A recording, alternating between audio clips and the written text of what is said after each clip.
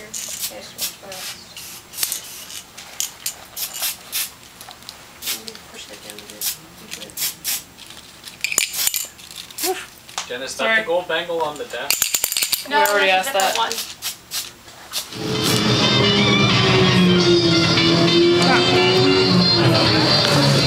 Can I use a pen, please?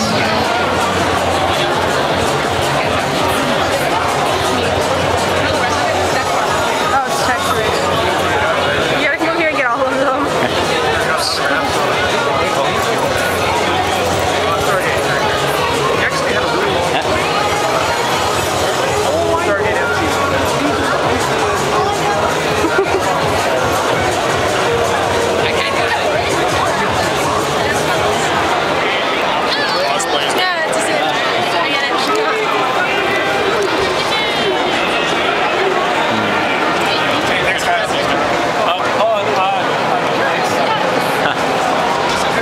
Going to get a break. I just wanted to something that I'm, deeply fascinated in and think is an important thing. Why did you decide to, put that idea out there and encourage people to think of, actually traveling to the stars?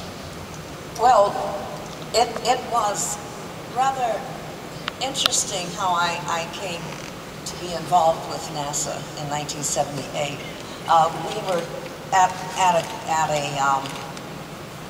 convention, I think, in DC.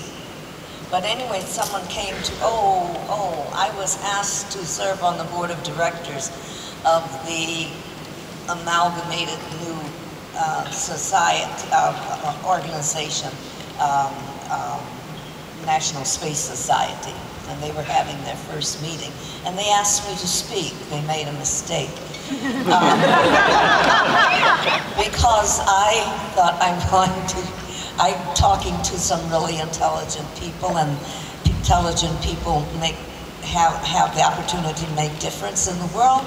And so they asked me to speak, and I wrote a paper called New Opportunities for the Humanization of Space, or Space, What's in It for Me? What I didn't know, then the next day I got an invitation to come to NASA headquarters to talk with the administrator and the head of the astronaut corps. And I was so nervous. I went, why would they want me? And so I went in to talk with them, and to make a long story short, they wanted me to assist them in recruiting the first women and minorities for astronaut status.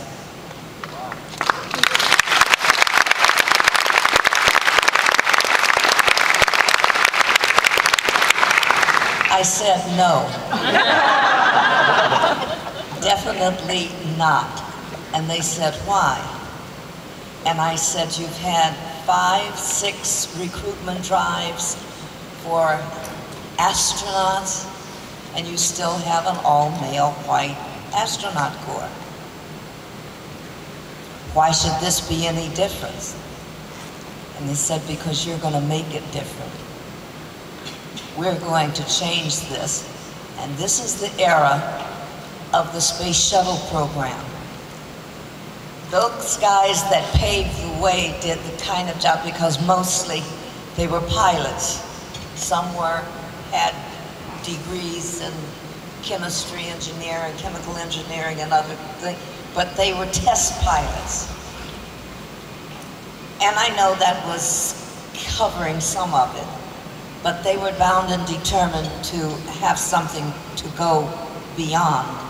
So I listened and I said, if I do this, I'm going to face a lot of criticism, which I did. Especially when I went into black colleges and went, honey, NASA's using you. And I said, yes, and I'm using NASA.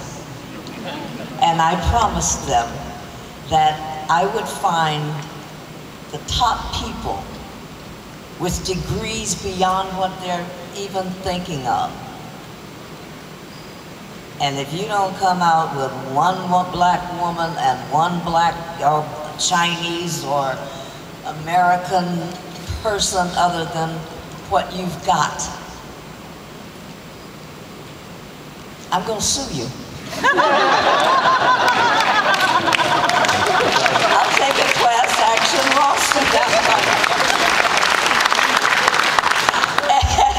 And so I said, because what you're doing is asking me to put my money where my mouth is, my action where my mouth is, and that's just what I'm going to do. And so, as I said this, I said I'll go before Congress, and I will be your worst nightmare. And the man who was head of the astronaut corps stood up behind his desk and put his hands out to shake my hand. I shook it, going, uh-oh, what have I got myself into? And the administrator of NASA had walked in the door and was listening, and walked over and put his hand on top, and he said, and I'll join you. There was nothing I could do except go out and succeed. So I did.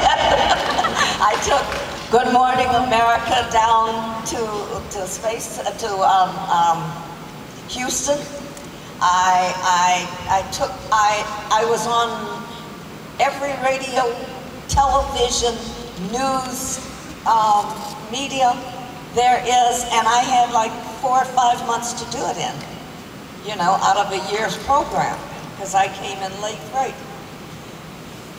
When I started, they had only about less than 100 men or women who would acknowledge themselves as a minority.